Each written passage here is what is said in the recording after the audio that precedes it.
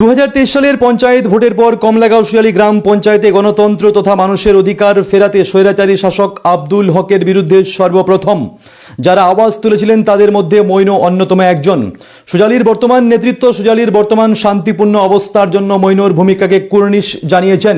ইসলামপুর ব্লকের vice president ও সুজালি অঞ্চলের core কমিটির চেয়ারম্যান মইনুকে নিয়ে অসাধারণ কথা বলেছেন। পাশাপাশি সুজালির শিক্ষা ও স্বাস্থ্য কাঠামো নিয়েও মন্তব্য করেছেন বর্তমান সুজালি অঞ্চলের কোর কমিটির চেয়ারম্যান কামাল উদ্দিন মহাশয়।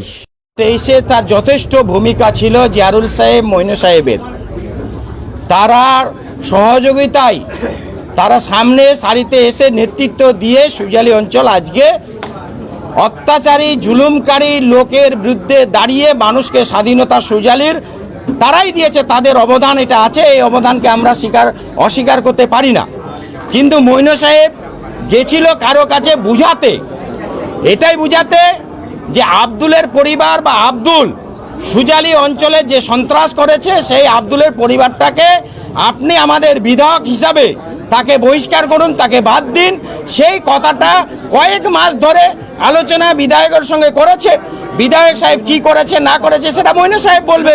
মইনু সাহেব আমাদের সঙ্গে ছিল, একটু আমাদের কাছ থেকে সরে গেছিল এই আলোচনাগুলোর জন্য, যে ওরা কি বলছে আমরা কি বলছি সেই তদারকি থেকে ওরা বুঝতে পারলো ওই আব্দুলের পরিবারকে ওরা ছাড়বে কি ছাড়বে না। তাই আমাদের সুজালির মানুষ প্রতিজ্ঞা করেছে আব্দুলের পরিবারকে আর সুজালিতে রাজত্ব করা দেওয়া যাবে না। সেই পরিপ্রেক্ষিতে মইনু সাহেব ওইদিকে ছিলেন, ঘনের জন্য তিনি এলোমেলো ছিলেন। আমরা তাকে ওয়েলকাম করেছি, তাকে আজকে ডেকেছি।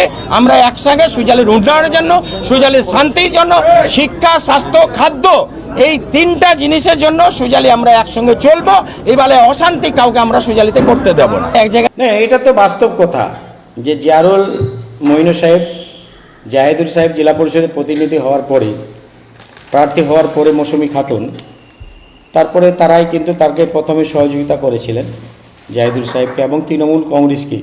ইসলামপুর ব্লক তৃণমূল কংগ্রেস সভাপতি জাকির সাহেব, জেলা সভাপতি কানায়াগড় সাহেবের যে মনোনীত প্রার্থী ছিলেন তৃণমূল কংগ্রেসের, তাকে তারা সহযোগিতা করে তৃণমূল প্রার্থীকে জয়লাভ করেছেন। তার একটা দুইজনের ভালো ভূমিকা ছিল।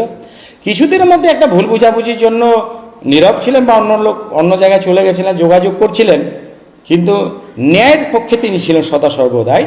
তাই তিনি ভুলটা নিজের বুঝতে পেয়ে আমাদের সঙ্গে কাজ করার জন্য হাত বাড়িয়ে দিল। আমরা ওয়েলকাম করলাম। আমরা সবাই মিলে একসঙ্গে কাজ করি সুজালির যে উন্নয়ন, সে উন্নয়নটা করতে পারি। সুজালির যে শিক্ষা, স্বাস্থ্য, খাদ্য, এটা আমরা যেন প্রত্যেকটা মানুষের পূরণ করতে পারি।